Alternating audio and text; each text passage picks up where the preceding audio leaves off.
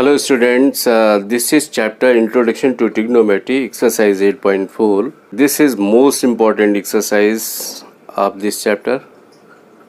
एक 4 मार्क्स में एक क्वेश्चन इसका पक्का आता है, 100% आएगा। देखिए इसमें स्टार्टिंग के जो क्वेश्चंस हैं उसमें हमें sec a या cot a के टर्म में बाकी अदर ट्रिग्नोमेट्रिक रेशियोज़ की वैल्यू को लिखना होता है।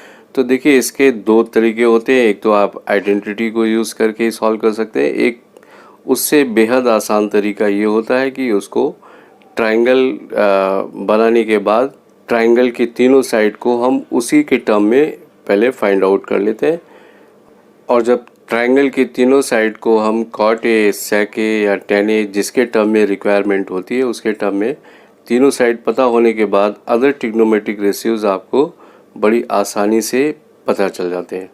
तो चलिए लेट अस स्टार्ट नाउ। चलिए पहले अपने ग्रीन बोर्ड को ओपन करते हैं। sin square x plus cos square x equal to 1, ये बेसिक आइडेंटिटी है आपकी। इससे दो आइडेंटिटीज़ और बन जाती है। ये sin स्क्वायर एक्स को अगर हम इधर रखेंगे तो cos स्क्वायर एक्स दूसरी साइड में जाके 1 माइनस cos स्क्वायर एक्स हो जाएगा। एक आइडेंटिटी आपकी ये हो जाती है। देखिए ये हमारी मेन आइडेंटिटी थी और इससे दो आइडेंटिटीज़ ये नीचे वाली आइडेंटिटी बन जाती है। दूसरा अगर हम cos स्क्वायर एक्स को यहाँ पे रखते हैं तो ये 1 माइनस sin स्क्वायर एक्स, इस तरह की एक आइडेंटिटी और यूज़ हो जाती है। तो देखिए ये जो दो आइडेंटिटी है इसी आइडेंटिटी से बना हुआ है। इसके अलावा देखिए जो दूसरी आइडेंटिटी है वो है हमारी sec square x minus tan square x equal to 1। तो देखिए ये तो हमारी मेन आइडेंटिटी हो जाती है। इसी आइडेंटिटी से दो आइडेंटिटी हम और बना सकते हैं, वो ये है sec square x equal to 1 plus tan square x. tan square x को दूसरी साइड भेज देते हैं, या फिर tan square x equal to sec square x minus 1। तो ये देखिए दो आइडेंटिटीज़ इसी आइडेंटिटी से बन जाती है। थर्ड आइडेंटिटी है cosec square x minus cot square x equal to 1। ये आपकी मेन आइडेंटिटी है और इसी से दो आइडेंटिटी और फॉर्म हो जाती है, वो है cosec square x equal to 1 plus cot square x और cot square x equal to cosec square x minus 1। ये दो आइडेंटिटी भी इसी से बन जाती है। इसके अलावा देखिए दो कुछ फार्मूले और आपके इम्पोर्टेंट है।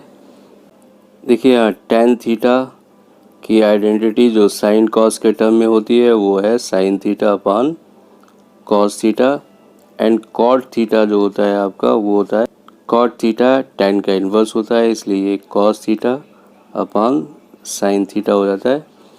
इसके अलावा देखिए यहाँ cosec थीटा होता है 1 अपान sin theta, and sec theta की वैल्यू होती है 1 अपान cos थीटा। इन फार्मूलों का भी बहुत ज़्यादा यूज़ होगा आपका इस एक्सरसाइज में। Question number 1, express the trigonometric ratios sin a, sec a and tan a in term of cot a। देखिए एक अच्छा क्वेश्चन है, ये भी आपका एग्ज़ाम में कई बार पूछा जाता है। तो देखिए इसके दो तरीके हैं, एक तो आप इस आइडेंटिटी को यूज़ कर करके चेंज कर सकते हैं, एंड सेकंड मेथड जो आपको बताएंगे वो बेहद आसान मेथड है। वो आपका ट्रायंगल की तीनों साइड को फाइंड आउट करने के बाद जिस टर्म में रिक्वायरमेंट होती है उस टर्म में हम उस ट्रिग्नोमेट्रिक रेशियोज़ को उन टर्म्स में लिख देते हैं। तो देखिए यहाँ पे जो बेसिकली हमारा टारगेट था वो था हमें cot a के टर्म में लिखना है। तो देखिए cot a वाली जो आइडेंटिटी है आप उसी को यूज़ करते हैं। cosec square a equal to 1 plus cot square a, ये होता है 1 upon cosec square a equal to 1 upon 1 plus cot square a। And देखिए टारगेट हमारा था sin a के टर्म में चेंज करना, तो 1/cos² आ जाता है sin², ये आपका टर्म हो जाता है 1+1 एंड sin जब फाइंड आउट करेंगे देन +-1/1+cot², ये पहली वैल्यू हमें मिल जाती है। अब देखिए हमें ये पता है कि tan A = sin A/cos A होता है, then cot A = cos A/sin A, tan A = 1/cot A होता है and sec² A = 1+tan² A होता है एंड 1+1/cot², tan² की वैल्यू 1/cot² के टर्म में लिख देते हैं एंड जब इसको सिंप्लीफाई करते हैं तो ये cot² A + 1/cot²। इसके बाद देखिए ये जो वैल्यू आती है ये sec² A की वैल्यू आती है। जब sec A निकालेंगे तो इसके अंदर रूट लग जाएगा, बट ये cot² है, रूट से बाहर आ जाएगा, तो फाइनली आपका आंसर ये मिल जाता है। अब देखिए दूसरा एक आपको बेहद आसान तरीका बता रहे हैं जिसमें गलत होने का कोई भी चांस नहीं होता है। तो यहाँ पे देखिए देखिए एक बात याद रखेंगे कि जिस टर्म में हमें वैल्यू निकालनी है, अगर हमें cot A के टर्म में वैल्यू निकालनी है तो हम cot A से ही शुरुआत करते हैं। यहाँ पे cot A से शुरुआत करेंगे और यहाँ पे एक राइट ट्रायंगल को फॉर्म कर लेते हैं। ये एंगल हमारा A हो जाएगा ABC, B is a right angle. तो देखिए cot A, अभी हमने इसका टेक्निक, सबसे इजी टेक्निक ये है कि जिस टर्म में हमें लिखना है शुरुआत आप वहीं से कर दीजिए। अगर आपको tan A के टर्म में लिखना है वैल्यूज़ को तो tan A से शुरुआत कर दीजिए, sec A के टर्म में लिखना है तो sec A से शुरुआत कर दीजिए। जैसे कि इस क्वेश्चन में देख रहे हैं कि cot A के टर्म में हमें बाकी वैल्यूज़ को लिखना था, तो हम इसकी शुरुआत cot A से ही करते हैं। cot A = होता है cot A = होता है B/P, बेस अपान परपेंडिकुलर। तो देखिए यहाँ नीचे जो भी साइड आ रही होगी उसको हम x मान लेते हैं, तो ये परपेंडिकुलर साइड को हमने मान लिया x। तो इसी परपेंडिकुलर साइड को हम यहाँ पे लिख देते हैं, तो ये आ जाता है हमारा cot A = B/x, B means base. अब देखिए यहाँ पे क्रॉस मल्टीप्लाई कर देते हैं, तो ये बेस हमारा आ जाता है x cot A। बहुत सिंपल तरीका है ये। तो यहाँ बेस की जगह लिख देते हैं x cot A। अब देखिए इस ट्रायंगल की अगर तीनों साइड आपको पता होगी तो आप कोई भी रेशियो लिख सकते हैं, कोई भी ट्रिग्नोमेट्रिक रेशियोज की वैल्यू को लिख सकते हैं। तो देखिए यहाँ से पाइथागोरस थ्योरम को यूज़ करके हम ये थर्ड साइड निकालते हैं। तो यहाँ देखिए h² आ जाएगा p² + b², पाइथागोरस थ्योरम को यूज़ करते हैं। देन h² = p² है आपका x² + x² cot² A आ जाता है। यहाँ से x² को कॉमन कर लेते हैं तो ये आ जाता है आपका 1+cot² A आ जाता है। इसके बाद देखिए h = आ जाएगा अंडर के अंदर आ जाएगा x² और 1+cot² A। अब देखिए यहाँ पे x² बाहर आ जाएगा, तो जो आपका हाइपोटेन्यूज आ जानी है वो x √1+cot² A। तो इसका हाइपोटेन्यूज आपका कितना आ गया, x अंडर के अंदर 1+cot² A। अब देखिए जब तीनों साइड फाइंड आउट हो जाती है, अब ये बेहद आसान है और इससे आपको कोई भी चूक नहीं होने वाली, कोई भी गलती नहीं हो सकती इसमें, इस मेथड से। इसके बाद देखिए हमें sin A का लिखना था। अब देखिए यहाँ पे हमें sin A की वैल्यू cot A के टर्म में निकालना था, तो sin A क्या होता है, P/H होता है। यहाँ पे परपेंडिकुलर साइड कितना है आपका x है, अपान जो हाइपोटेन्यूज है वो है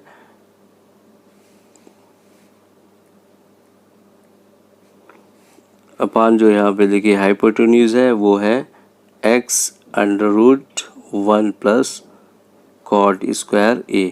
x कैंसिल हो जाता है तो sin A की वैल्यू आपकी मिल जाती है cot A के टर्म में 1/√1+cot² कॉट स्क्वायर ए।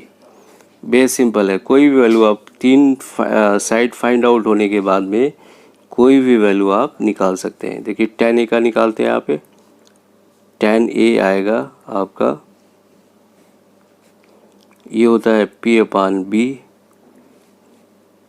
ये है 1 upon x upon x cot ए, x x कैंसिल हो जाता है तो ये वैल्यू आ जाती है हमारी 1 अपान कॉट ए।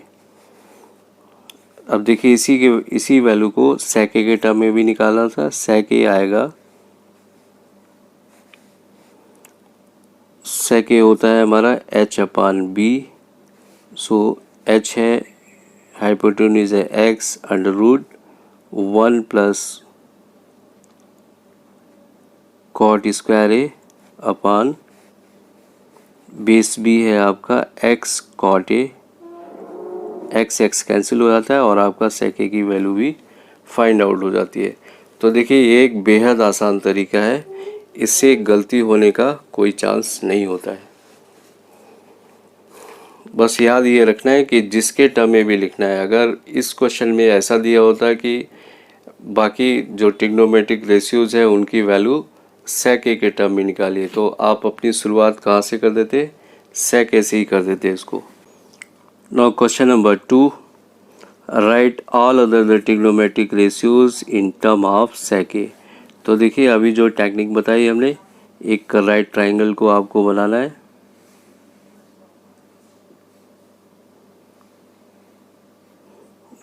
देखिए जो अभी आपको टेक्निक बताई है उसमें एक राइट ट्राइंगल बनाना है आपको, और sec a के टर्म में लिखना था तो आप अपनी शुरुआत sec a से ही कर दीजिए। sec a क्या होता है, h अपान b होता है। तो हमने बताया था कि नीचे जो भी वैल्यू है उसको x लिख लीजिए, तो यहाँ बेस को हमने x लिख लिया, तो sec a इक्वल टू आ गया हमारा h अपान x। अब यहाँ पे क्या करेंगे, क्रॉस मल्टीप्लाई करेंगे, तो h इक्वल टू कितना आ गया, x sec a, तो इसका हाइपोटेन्यूज मिल जाता है x sec a। अब देखिए पाइथागोरस थ्योरम को यूज़ करके आप तीसरी साइड निकालेंगे, इसके बाद कोई भी टर्म लिख सकते हैं। देखिए क्वेश्चन नंबर 3, ये आपके सिलेबस से रिमूव है क्वेश्चंस, इनको नहीं करना है। नेक्स्ट क्लास में अब चैप्टर शुरू करेंगे, तब तक के लिए thank you, have a nice day.